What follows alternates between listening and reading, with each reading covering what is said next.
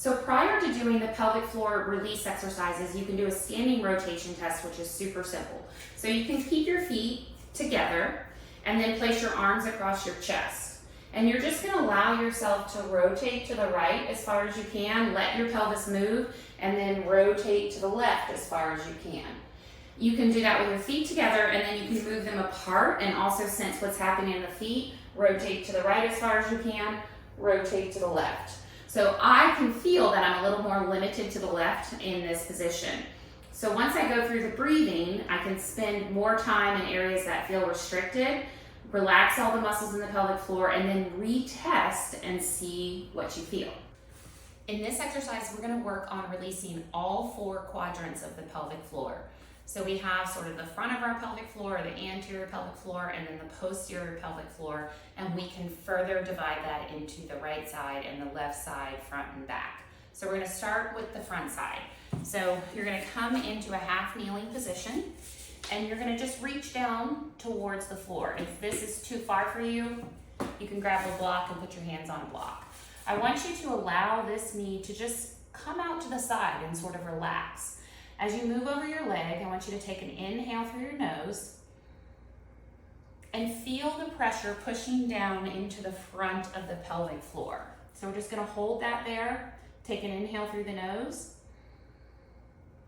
And on the exhale, I want more of that diaphragm exhale, not as much abdominal activation. So just a gentle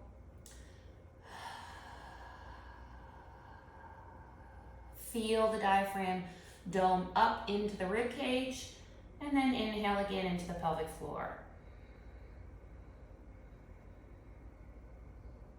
And I'm imagining pushing pressure slowly and gently down into those muscles and down into that connective tissue to create a little expansion there.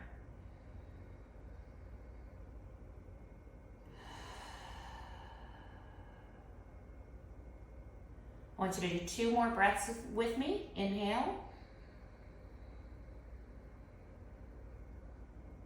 And exhale. 1 more breath. Inhale. And exhale. And then we're going to repeat the same thing on the other side. So I'm going to switch my leg, hands are on the ground, inhale through my nose.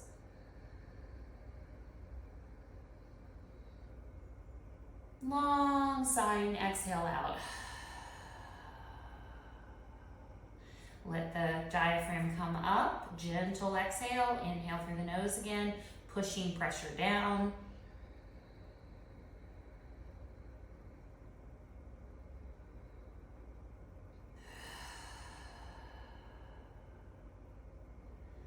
Keep going, 3 more breaths. You might notice a difference between the sides.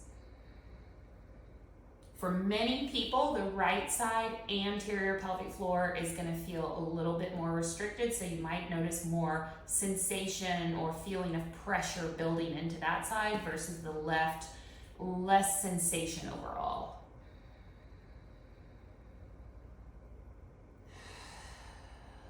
Let's do 1 more breath together.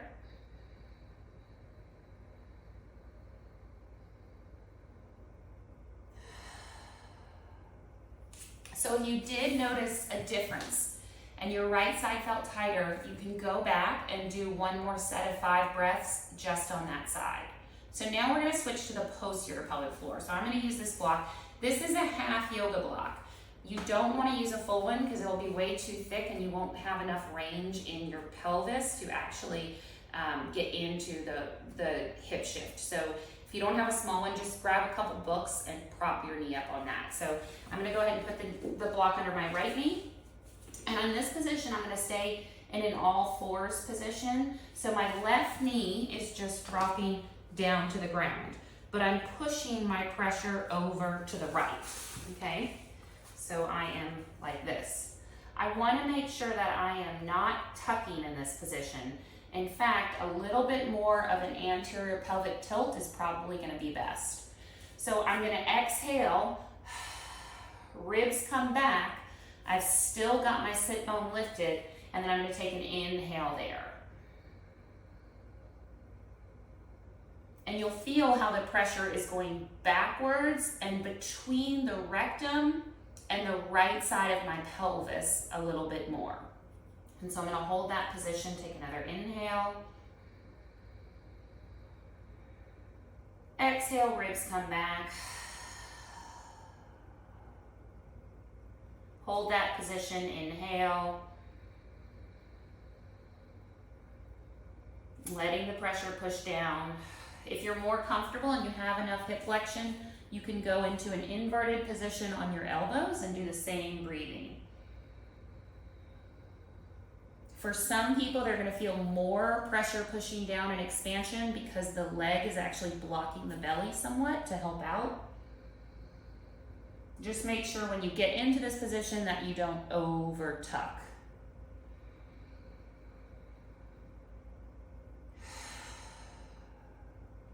All right, so let's switch to the left side. Block underneath the knee. You can stay in the all fours position, push to the left. Feel that stretch in the back of the hip. Make sure to keep the tail lifted, and let's take an inhale.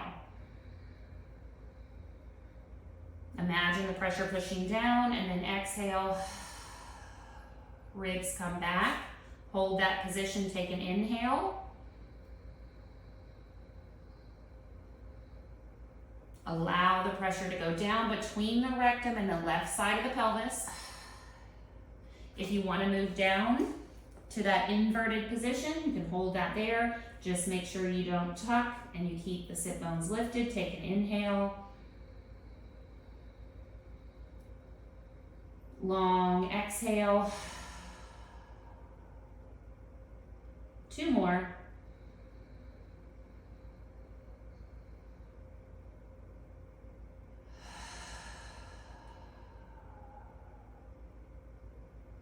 One more nice inhale. Also, don't let your hip hike. Make sure you stay long through that side. And long exhale. So you can go through each of those quadrants for about 5 to 10 breaths in each quadrant.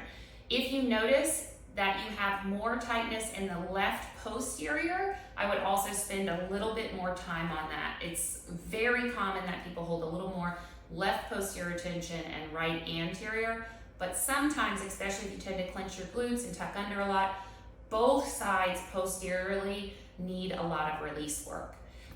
So once you're done with that, stand up and repeat that standing rotation test.